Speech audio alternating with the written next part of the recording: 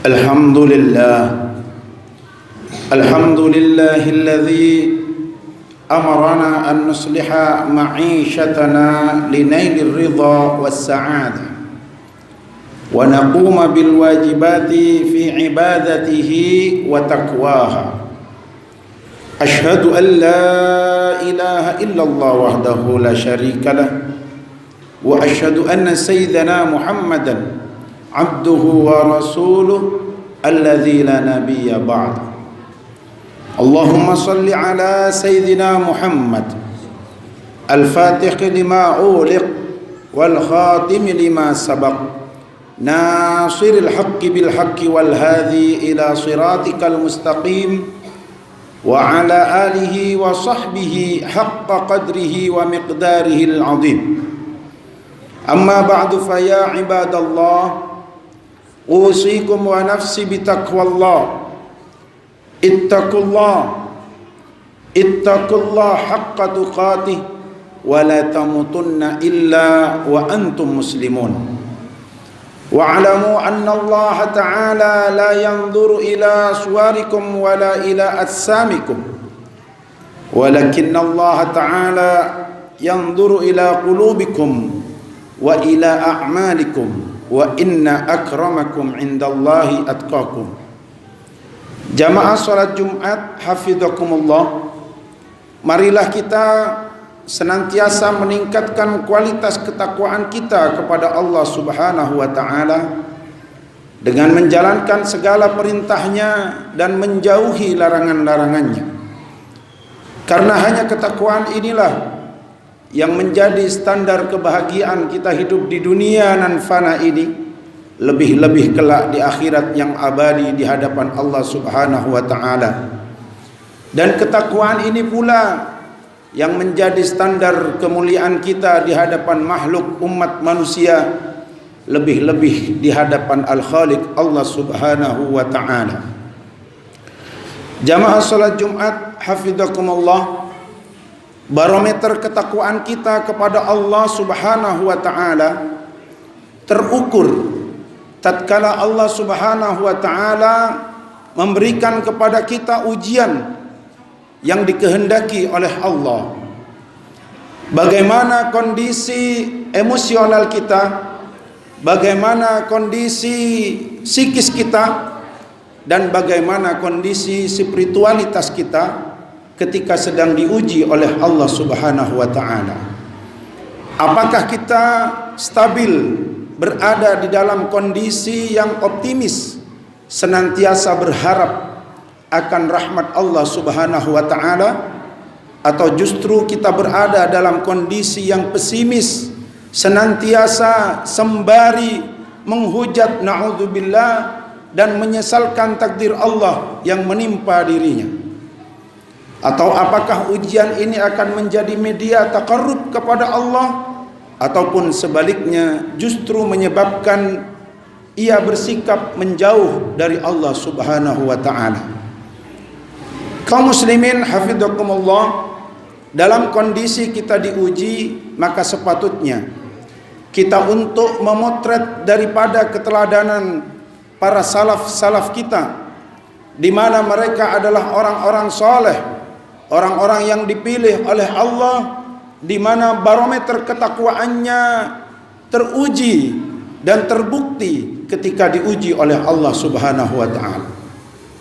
Di dalam kitab An-Nasa'i yang ditulis oleh Abu Ibrahim Ishaq bin Ibrahim Al-Qurtubi, di situ disebutkan ada seorang saleh yang termasuk tabi'in terkemuka, putra dari seorang sahabat ternama, putra dari seorang ibunda yang merupakan sahabiah ternama.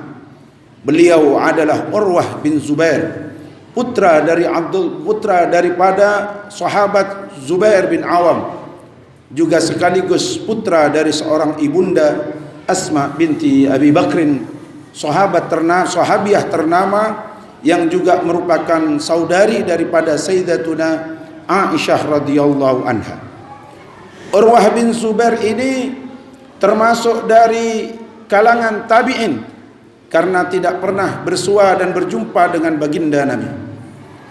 diuji oleh Allah dengan penyakit yang sangat akut, sehingga para atibba, para tabib pada saat itu memutuskan agar penyakit yang menimpa Urwah bin Zubair ini tidak menjalar ke seluruh tubuhnya, maka lututnya harus diamputasi, harus dipotong. Disampaikanlah keputusan ini kepada Urwah bin Zubair. Lalu kemudian para tabib menyarankan agar tidak merasa sakit, maka sebaiknya Urwah bin Zubair akan dibius oleh para tabib. Namun apa jawab daripada Urwah bin Zubair? Saya tidak ingin dibius.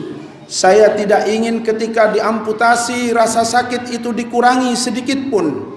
Karena saya yakin semakin besar, semakin parah sakit yang saya rasakan, maka sebesar itu pula rahmat Allah yang diturunkan kepada Urwah bin Zubair. Tidak mau kalau saat diamputasi ia harus dibius, tidak ingin rasa sakit berkurang, karena ia yakin rahmat Allah turun seiring dengan semakin banyaknya rasa sakit yang ia terima. Lalu kemudian dilakukanlah prosesi amputasi itu. Setelah diamputasi, lalu kemudian Urwah bin Zubair mengambil potongan kakinya, lalu kemudian ia mandikan sendiri, lalu kemudian ia kafani sendiri dan dikebumikan sendiri. Setelah itu ia berdoa kepada Allah, ya Allah, satu kenikmatan darimu telah engkau cabut, tetapi masih banyak kenikmatan-kenikmatan yang lain yang engkau berikan kepadaku. Aku tetap bersyukur kepadamu ya Allah. Bahkan di dalam riwayat yang lain, selang berapa lama dari peristiwa itu, salah satu dari ketujuh putra Urwah bin Zubair jatuh terpeleset lalu meninggal. Urwah bin Zubair tetap tabah, dan justru ujian itu dijadikan media untuk mendekatkan diri kepada Allah seraya bermunajat, ya Allah, satu dari ketujuh putraku telah engkau ambil, tetapi masih ada 6 yang tersisa. Yang engkau ambil, yang masih tersisa lebih banyak daripada yang engkau ambil, dan aku tetap bersyukur kepadamu ya Allah. Kaum muslimin hafidhakumullah, demikianlah teladan daripada orang-orang soleh di dalam menjaga barometer ketakwaan mereka yang senantiasa stabil, dan kemudian tetap menjadikan kondisi ujian sebagai media takarrub kepada Allah. Peristiwa Urwah bin Zubair ini pun tiba beritanya kepada Khalifah Al-Walid, seorang penguasa dari Bani Umayyah. Lalu kemudian tidak berapa lama Khalifah Al-Walid kedatangan tamu dari Bani Abbas, dari kabilah Abbas yang ada di Najd. Tamu ini yang datang kepada Khalifah Al-Walid ini dalam keadaan buruk muka, dan wajahnya bahkan matanya buta. Lalu kemudian wajahnya rusak dan matanya buta. Lalu kemudian ia ditanya oleh Al-Walid, wahai tamuku, siapakah engkau?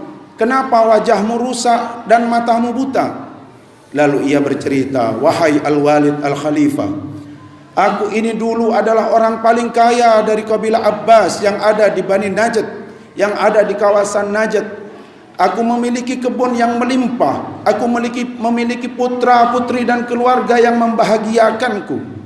Lalu suatu malam terjadilah banjir bandang yang melanda kampungku, sehingga semua yang kumiliki tidak kemudian terbawa oleh banjir itu. Yang tersisa hanyalah putraku yang masih kecil dan masih menyusui, dan seekor unta liar. Padahal aku sebelumnya memiliki puluhan ratusan unta dan hewan ternak, yang tersisa hanya satu unta liar dan satu anak yang masih menyusui.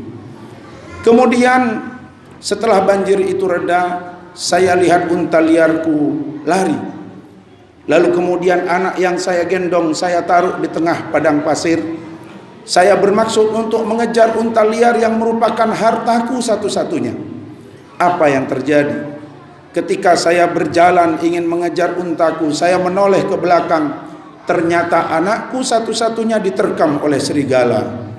Lalu kemudian unta liar itu tidak jadi lari, ia berbalik menuju ke arahku dan kakinya menendang wajahku sehingga menyebabkan mataku buta dan wajahku buruk semacam ini.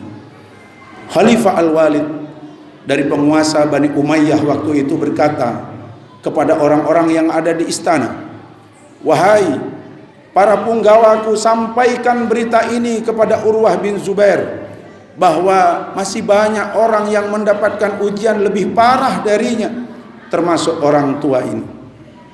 Kaum muslimin hafizakumullah, sebesar apa ujian yang ditimpakan oleh Allah.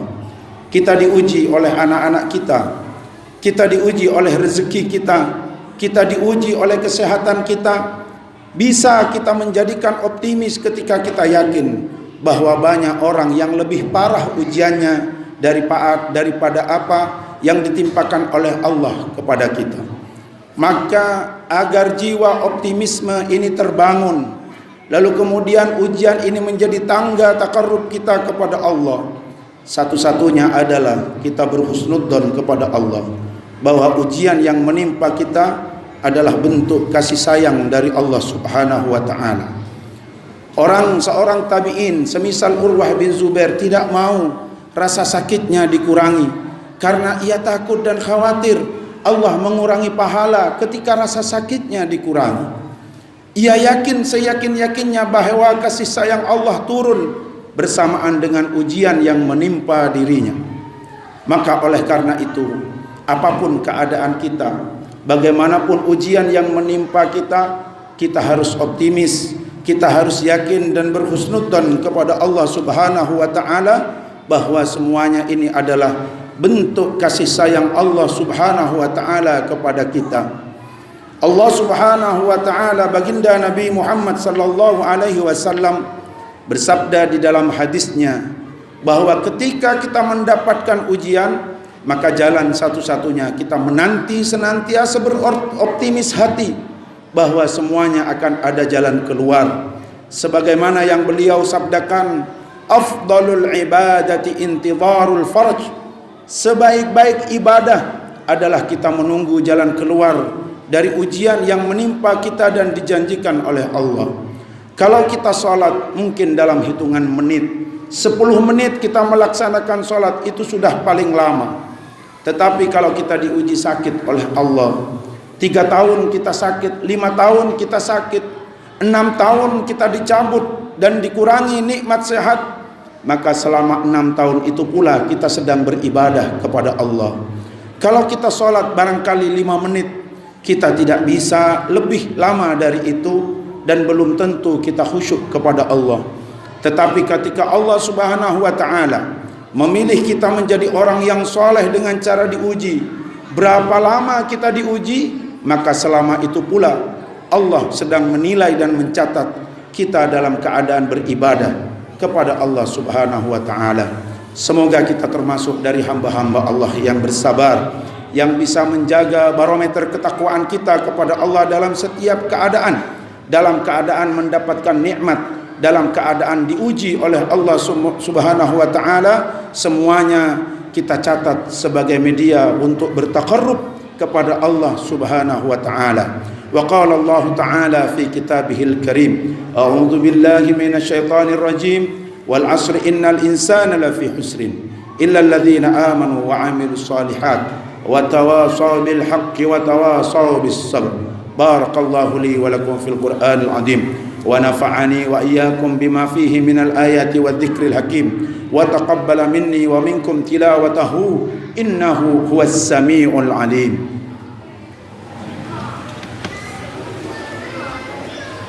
Allahumma shalli ala sayyidina wa maulana Muhammad.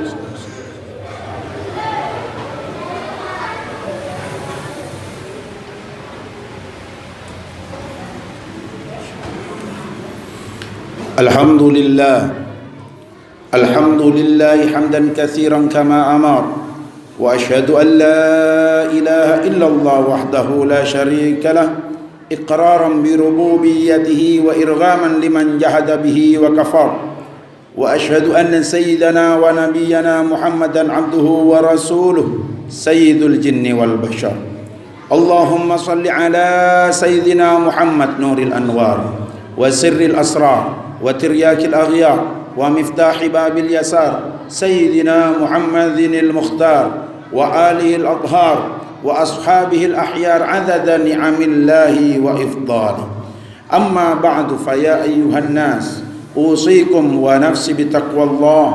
اتقوا الله فيما أمر وانتهوا عما نهى عنه وحذر واعلموا أن الله تعالى أمركم بأمر بدأ فيه بنفسه وثنى بملائكة قدسه فقال الله تعالى ولم يزل قائلا عليما إن الله وملائكته يصلون على النبي يا أيها الذين آمنوا صلوا عليه وسلموا تسليما.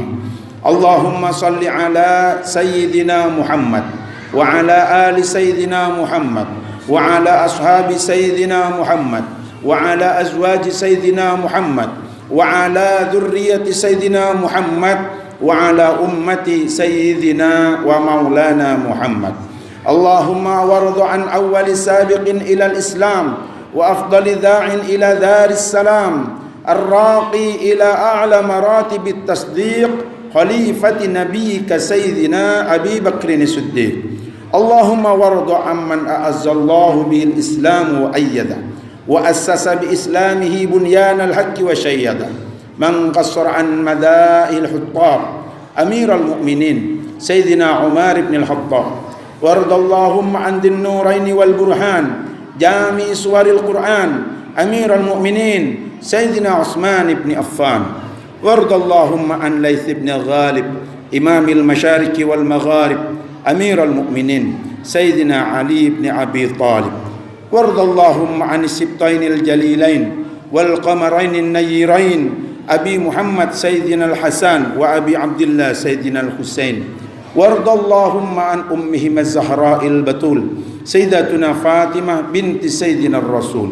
وارض اللهم عن أزواجه المطهرات من الأدناس وعن بقية الصحابة والتابعين وتابع التابعين ومن تبعهم بإحسان إلى يوم الدين. اللهم لا تجعل لأحد منهم في عنقنا ظلاما ونجنا بحبهم من أحوال يوم القيامة آمين يا رب العالمين. اللهم وقدس أرواح الأئمة المجتهدين والخلفاء الراشدين الذين قضوا بالحق وبه كانوا يعدلون. اللهم انصر جيوش المسلمين وعساكر الموحدين واهلك الكفرة والرافضة والمبتدعة والمشركين ودمر أعداءك أعداء الدين.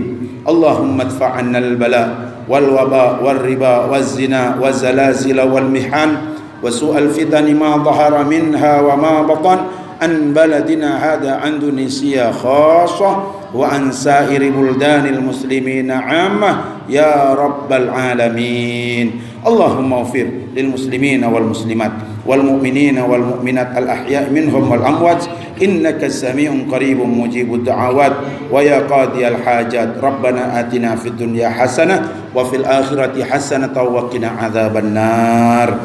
عباد الله إن الله تعالى يأمر بالعدل والإحسان وإيتاء ذي القربى وينهى عن الفحشاء والمنكر والبغي يعظكم لعلكم تذكرون. فاذكروا الله العظيم يذكركم واشكروا على نعمه يزدكم واسألوا من فضل يؤتيكم ولذكر الله عز وجل أكبر.